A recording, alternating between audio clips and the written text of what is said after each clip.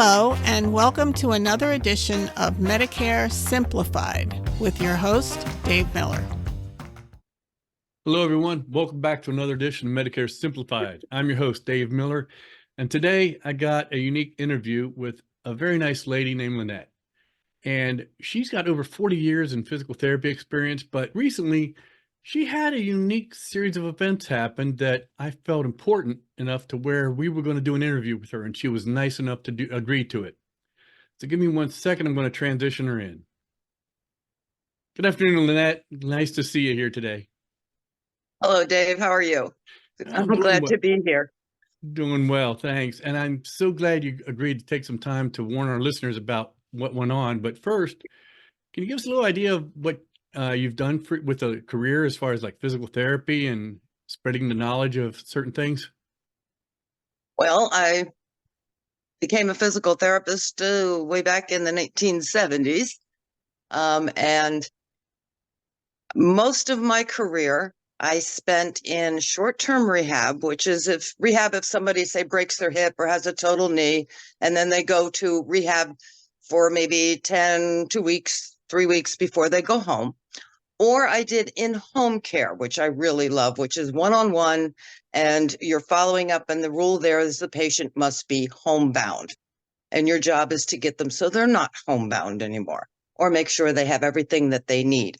But there was a time that I got a little disgruntled with some of the Medicare rules and a big change that they made. And I went to work for a major equipment company.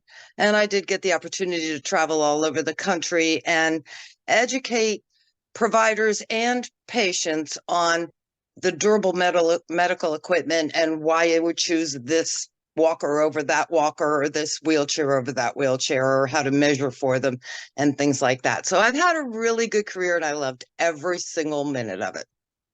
Well, it sounds like me. You just love what you did and you kept on doing it for quite some time.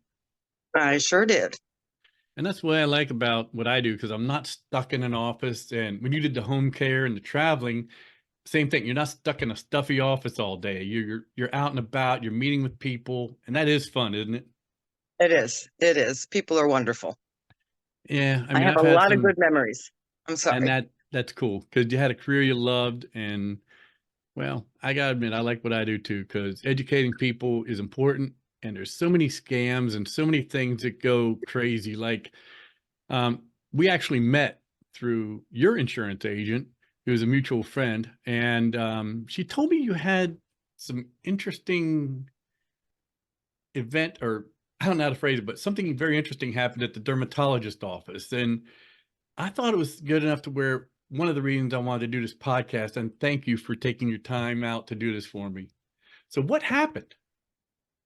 Well, I had to go to the dermatologist. It was a minor issue.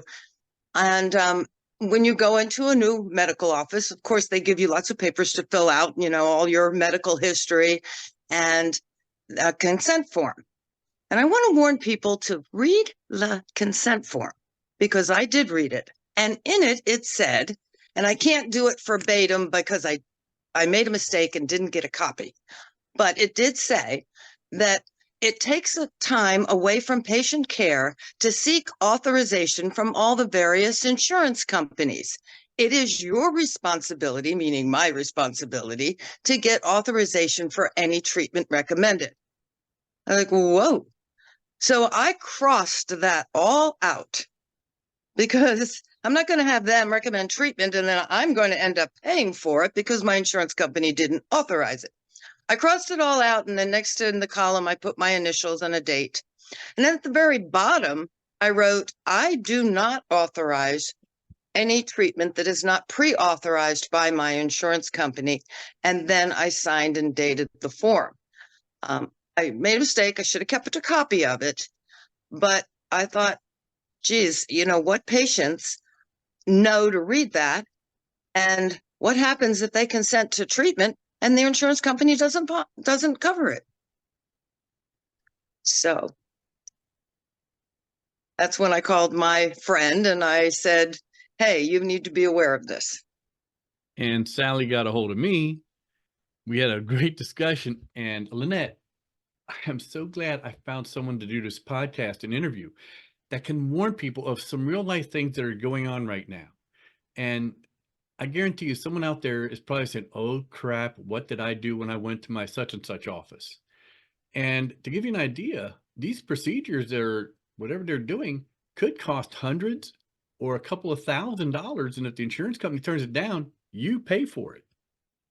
Exactly. And Medicare might reimburse you 80%.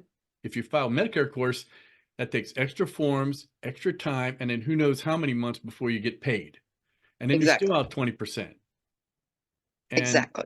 then didn't they give you a prescription or something? Oh, What happened with yes. that prescription? And that was the other thing. As I left the office, I needed a prescription for a lotion. Wasn't a big deal, but then they said, well, now you can get this with a prescription from your pharmacy, or we can have it sent from our pharmacy and it will cost the same as if you pick it up.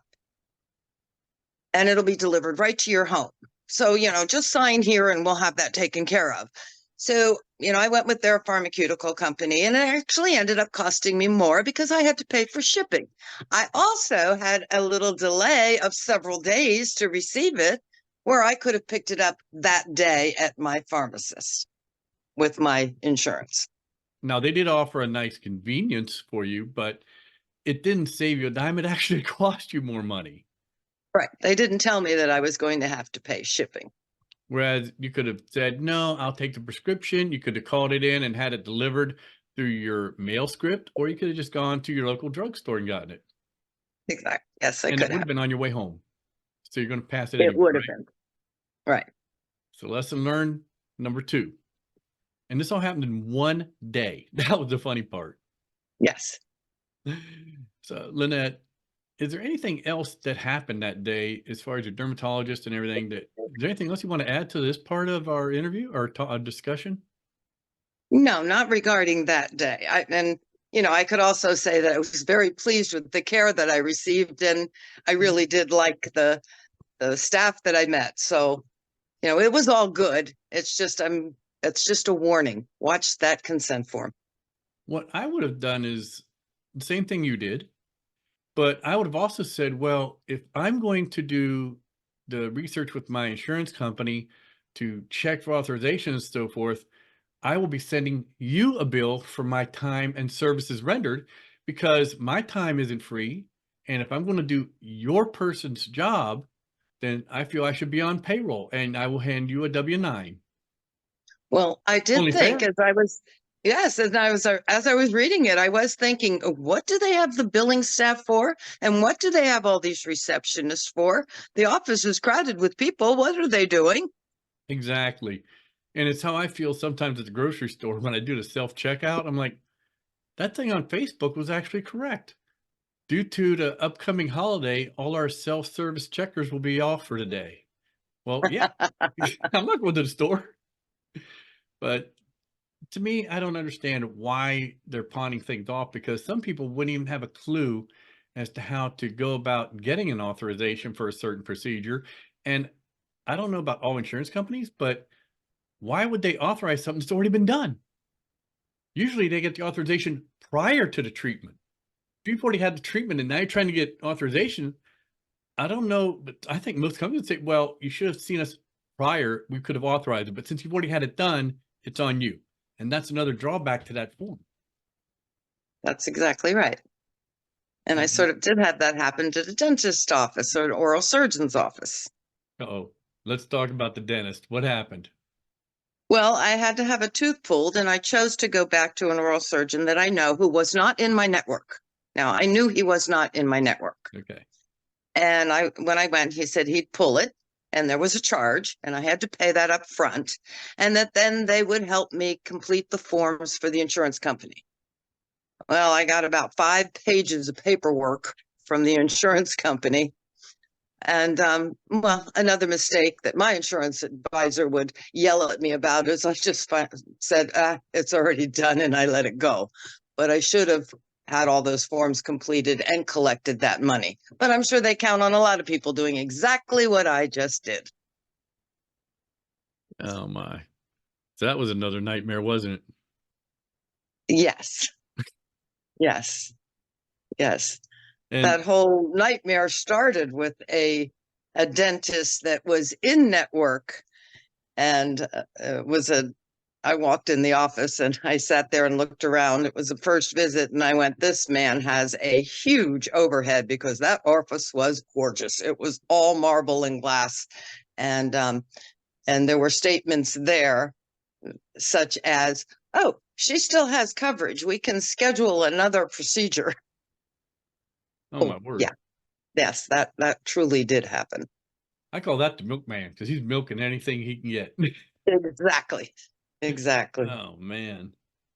Lynette, I'll tell you what, everything we've talked about are important things that people need to hear.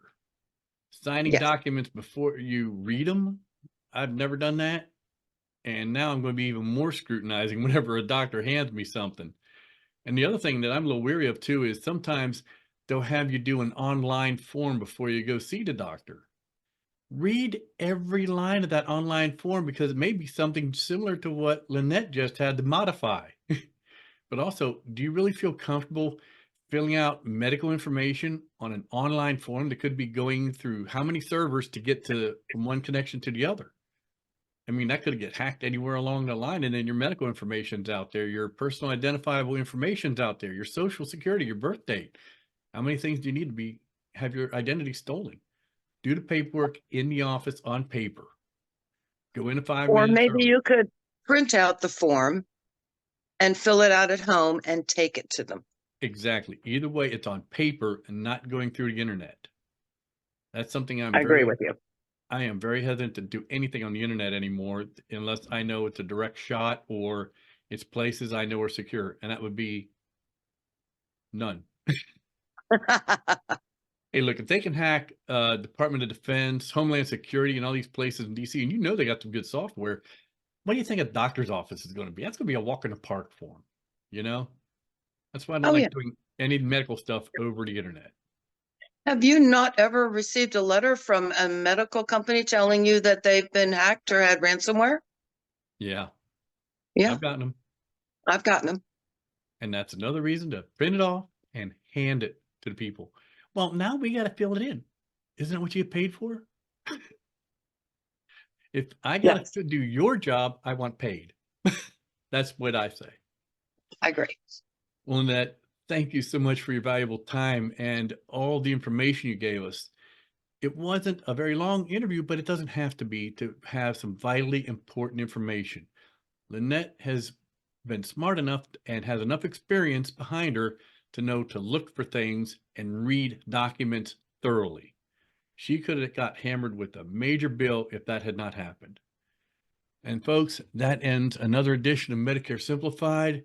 Thank you for tuning in. I hope you will continue to do so. Don't forget to hit the little subscribe button so you don't miss any editions that come up and good information. Hit the like button. That way it'll get out more often. And we'll see you on our next stop along our journey of doing it right the first time with no mistakes. Have a great day. If you've enjoyed this podcast and don't want to miss future episodes of Medicare Simplified with me, Dave Miller, please subscribe wherever you get your podcasts. And don't forget to check out my book, Medicare Ready, Set, Go, available on Amazon in paperback and Kindle format. If you're looking for Medicare advice, please reach out to me at dave@mig4u.net or online at mig4u.net.